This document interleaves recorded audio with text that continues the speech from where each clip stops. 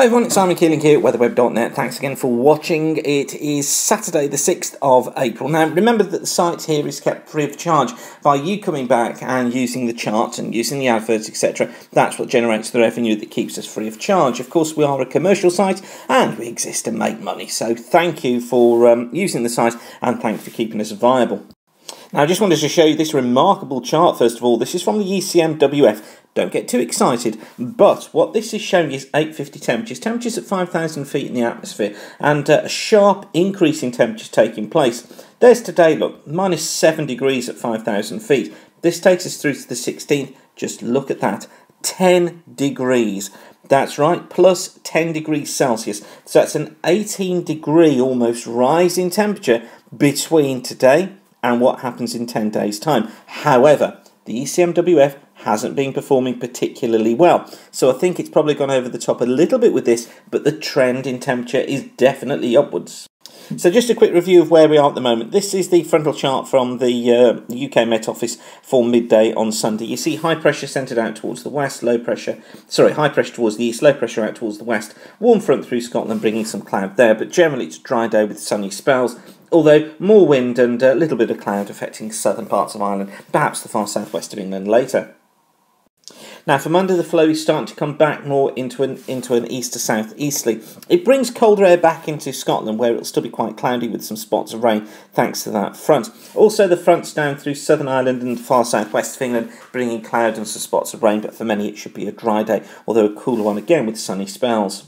Now all change for Tuesday, low pressure becoming elongated through the country, fronts across the south bringing some heavy periods of rain, or the risk of some heavy periods of rain to southern parts of Ireland, to Wales, to the southern half of England. Some cloud too for the north of Scotland with bits and pieces of drizzle, but drier in between, the best of the sunshine by then for western Scotland, and probably a cold day as well to the north of these fronts. So anywhere kind of north of here is likely to be feeling quite cold, but milder air coming back in to the southwest. So unsettled weather during the next beginning part of next week, but things should settle down later on. Now, as I said at the beginning, quite discrepancy between the models at the moment. We've got the ECMWF here on the left, we've got the GFS on the right. So this discrepancy is shown up quite well in the means of the 7 to 10 day 500 millibar flow. So this is the flow from next Saturday through to Tuesday the 13th. And what it shows, the ECMWF making far more of this ridge look through the British Isles on this southwesterly, which is the reason for it bringing in the milder air. The GFS makes far less of it. Look, it tips it into Europe. It brings a jet stream through the UK. Now, because of recent performance, I kind of lean towards the GFS idea here rather than the ECMWF. The result of that is that the temperature chart from the GFS ensemble looks like this. Here's today the 6th. That takes us through to the 22nd. You can see that we do get this rise in temperature look taking place. So we're going to be seeing surface temperatures up at around 12 to 15 degrees. We've got this unsettled spell as well, look, really from the early part of next week through to the middle part of the week. Those green blocks there showing us outbreaks of rain. And then it tries to keep us in more of a southwesterly flow, so still some outbreaks of rain coming through, although pressure building again towards the end. I think what this sets us up for is probably the southern parts and the eastern parts of the UK to be generally dry, the north and west to be seeing outbreaks of rain at times. Now, I don't want to deal anymore really with charts on day-to-day. I want to look a little bit further ahead today. This is the week 1 forecast from the JMA, and what this is showing us is that the UK is under here. Look, just you can see that there. Now what it's showing is the jet stream coming across the Atlantic, hinting at this more unsettled weather coming through. But what's fascinating about this is to watch this block up here across the pole.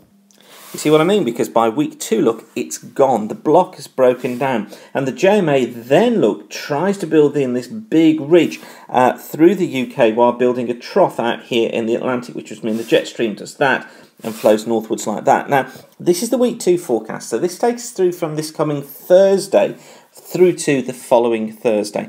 And this, well, you can see, falls in line more with the ideas coming from the ECMWF of some very warm weather coming through. However, what's important to note from this is that both the ECMWF and the GFS ensemble were going for this ridge build, and so that builds our confidence of this idea of the ridge getting in. This is the forecast for week 3 and week 4. So this is the end of this month into the early part of May. And again, look, it still has this ridge through the UK. It's still got higher than normal heights through the British Isles. Now, this is all building up this idea of this drier end to the month, and perhaps a little bit of a contrast to the beginning. There is a trough, though, you can see just here, look, in the heights, taking it through Portugal and Spain. Now, I think what this could hint at is that probably we tend to go back into a cooler east to northeasterly flow across much of the country during this period at the end of the month into the early part of May. Rainfall always to the south, and it could be that just nudges into southern England at times, but it's just interesting to see this consistency in this build of pressure. And if we just compare that to the CFS, this is the forecast from the CFS for week 1. And again, as in the JMA, you can see the jet stream here coming across the Atlantic. Then if we just take a look at week 2, here's the week 2 forecast look, and very similar to the ECMWF in building this big ridge look out towards the east, and also similar to the JMA. So perhaps I have toned it down too much by looking at the GFS ensemble. Perhaps we will get this warm spell. This goes from the 12th to the 18th, and you notice here as well, look, the trough out here in the Atlantic, the jet stream doing that. So, you know, perhaps we do need to watch for this chance of things becoming very mild during that middle part of the month, perhaps even very warm. Now on to week 3, and you notice here the CFS still has got this big ridge built in here, high pressure centred in here, brings up this mild southerly flow which will keep things warm towards the end of the month. And then finally into week 4, this is the week 4 forecast, and look, high pressure over the top of us. That would put high pressure in here. It would circulate the winds around like so, and for the end of the month until the part of May it would continue with the very dry conditions and the potential for it being quite warm as well. So given all that information, then what conclusions can we draw? Well, certainly I think what we've got to look for is an unsettled period coming up, especially across central and southern parts of the country, through till around about the 12th. Then from about the 12th onwards, we're certainly into a drier spell of weather. The question is, how warm will it become? Now, I'm still leaning in towards this flatter idea from the GFS ensemble of temperatures typically between about 12 and 15 degrees Celsius, but there is the potential there, as we've seen from both the JMA and also the CFS, and that would lead temperatures to be between 16 and 21 degrees Celsius by the end of the month into the early part of May. So that's what we're going to be concentrating on over the next few days. It looks as if we're building this idea of pressure coming in for the second half of April. The question is, how warm will it become?